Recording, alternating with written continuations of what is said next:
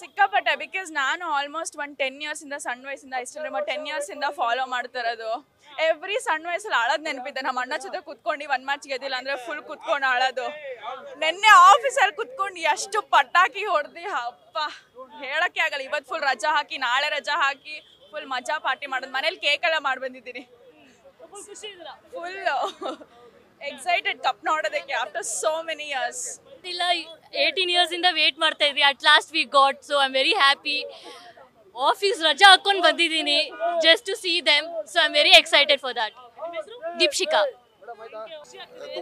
ತುಂಬಾ ಖುಷಿ ಆಗ್ತಿದೆ. ಅದು ನಮ್ಮ 18 ವರ್ಷ ಕಾದಿದ್ಕು ಏನೋ ಅಂತ ಹೇಳ್ತಾರಲ್ಲ, ರಾಮ ವನವಾಸಕ್ಕೆ ಹೋಗಿ ಬಂದು ವಾಪಸ್ ಹೆಂಗೆ ನಮ್ಗೆ ಖುಷಿ ಆಯ್ತು ದೀಪಾವಳಿ ಅವಾಗ.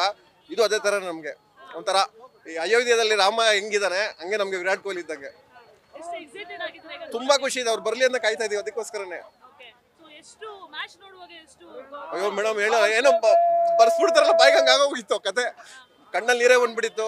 ವಿರಾಟ್ ಕೊಹ್ಲಿ ಹತ್ತಿದ್ ನೋಡ್ಬಿಟ್ಟು ನಮ್ಗೆ ತುಂಬಾ ಬೇಜಾರಾಯ್ತು. ಇನ್ನೊಂದು 18 ವರ್ಷ ಕಾದಿದ್ಕು ಒಂದೇನೋ ಪ್ರತಿಫಲ ಸಿಕ್ಕಿದೆ ಅಂತ ಒಂದು ಖುಷಿ ಆಗ್ತಿದೆ. ಅದು ನನ್ನ 5ನೇ ಕ್ಲಾಸ್ ಇಂದ ಹಿಡಿದು ಇಲ್ಲಿವರೆಗೂ. ಈಗ ನನ್ನ ಮದುವೆ ಆಗಿದೆ, ಇಲ್ಲ ಅಂತ ಹೇಳ್ತಿಲ್ಲ. ನನಗೊಬ್ಬ ಮಗ ಬರ್ತದಾನೆ, ಅವ್ನಿಗೊಂದು ಹೇಳಕ್ ನಂಗೆ ಖುಷಿ. ನನ್ಗೀಗ ನನಗೂ ಒಂದು ಈ ವರ್ಷದಲ್ಲಿ ಹುಡ್ತಾ ಇದೆಯಾ ಅಂದ್ರೆ ಅವ್ನಿಗೆ ನಮ್ಮ ವೈಫ್ ಪ್ರೆಗ್ನೆಂಟ್ ಆಗಿದ್ದಾರೆ. ಈ ಟೈಮಲ್ಲಿ ಅವರು ಹುಡ್ತಿದ್ರೆ ನಮ್ಗೆ ಇನ್ನೊಂದು ಖುಷಿ ಆಗ್ತಾ ಇದೆ. ತುಂಬಾ ಖುಷಿ ಆಗಿದೆ. ಅಭಿಲಾಷ್ ಅಂತ. ಏನು RCB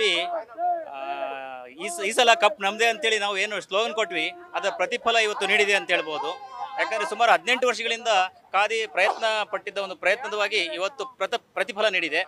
ಹಾಗಾಗಿ ಕೊಹ್ಲಿದು 18ನೇ ಮ್ಯಾಚು ಇದು. ಅವ್ರ ಜರ್ಸಿ ನಂಬರು 18. ಹಾಗಾಗಿ ಇವತ್ತು 18ನೇ ಸಕ್ಸಸ್ ಕೊಟ್ಟಿದೆ.